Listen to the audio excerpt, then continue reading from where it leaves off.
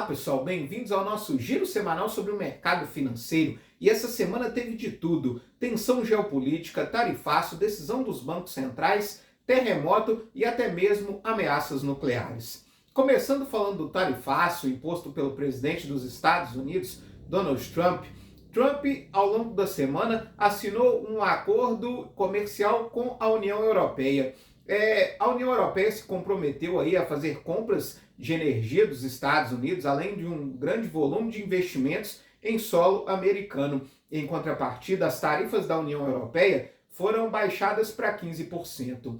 Ao mesmo tempo, Trump assinou o decreto que confirmou a tarifa adicional de 40% para os produtos brasileiros, que agora tem uma tarifa de 50%. Mas o decreto veio aí com uma série de exceções, 694 para ser mais exato, que inclui aí, entre outros produtos, suco de laranja, produtos da aviação civil, carros e autopeças, minério de ferro, aço e cobre, entre outros. Além disso, os produtos que forem embarcados até o dia 6 de agosto, data marcada para entrar em vigor as novas tarifas, também serão isentas aí das tarifas adicionais de 40%. Por outro lado, alguns setores importantes que exportam para os Estados Unidos não ficaram de fora. Caso do setor de pescados, café, etanol e o setor de calçados. Logo após a publicação desse decreto, a Secretaria do Tesouro Nacional acabou procurando o Ministério da Fazenda a fim aí de continuar as negociações em cima das tarifas. Além disso, o presidente Donald Trump também deu uma declaração de que Lula pode ligar para ele a qualquer momento para abrir uma negociação. E o presidente Lula deu declarações de que o Brasil sempre esteve aberto ao diálogo. Por outro lado, Trump anunciou tarifas globais para os outros países em que ele ainda não havia anunciado. E essas tarifas variam aí de 10% a 40%. Todos os países que têm uma relação superavitária de comércio com os Estados Unidos tiveram uma tarifa mínima de mais 15%.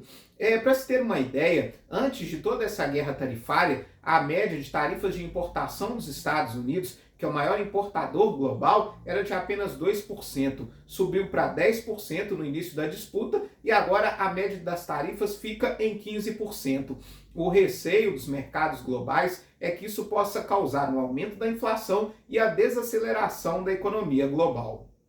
Trump ainda ameaçou a Rússia com tarifas de 100%, caso a Rússia não chegue a um cessar-fogo com a Ucrânia no prazo de 10 dias. Dmitry Medvedev, que é ex-presidente da Rússia e hoje faz parte do Conselho de Segurança russo e é aliado de Vladimir Putin, deu declarações que isso é uma série de ultimatos do presidente Donald Trump e chegou a lembrar o presidente norte-americano do sistema mão morta, que é aí considerado um dos sistemas nucleares mais temíveis da União Soviética, que permite uma série de disparos de mísseis nucleares a partir de Moscou.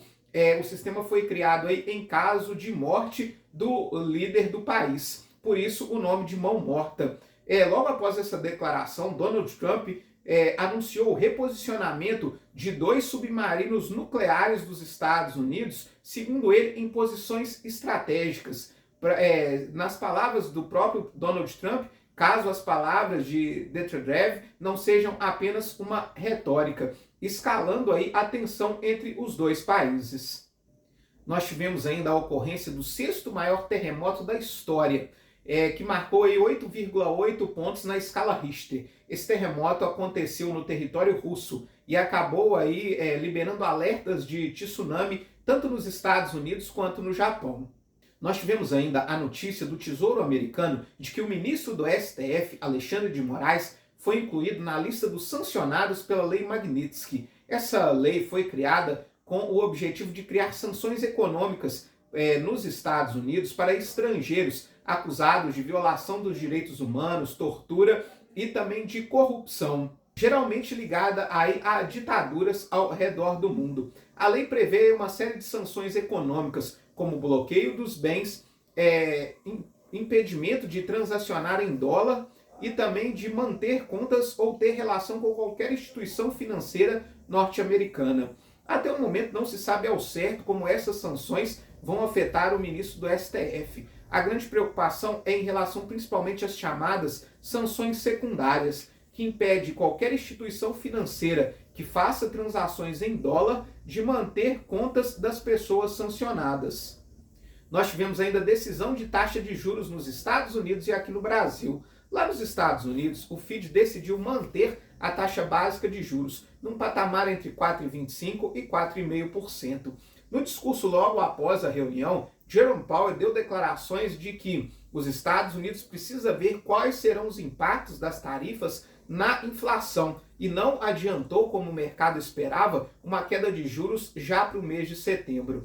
Aqui também o nosso Copom decidiu manter a nossa taxa Selic em 15%.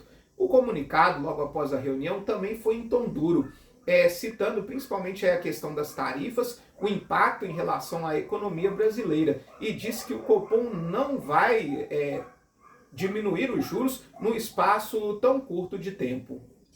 Ainda nos Estados Unidos, nós tivemos a divulgação do PCA, que é a inflação de consumo, que o FED usa para balizar sua taxa de juros. Vem em linha com o esperado, alta de 0,3%. No acumulado dos últimos 12 meses, acumula alta de 2,6%.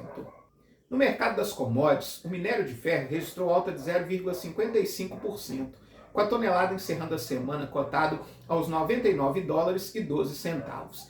Já o petróleo subiu 1,52%, com o barril Brent, referência para a Petrobras, encerrando essa semana cotado aos $69,48.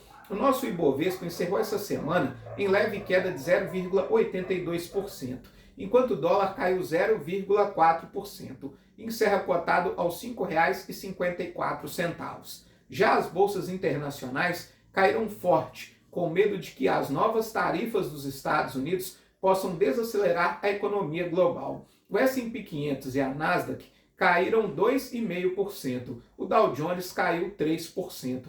Na Europa, o Stoxx 600 também caiu 3%.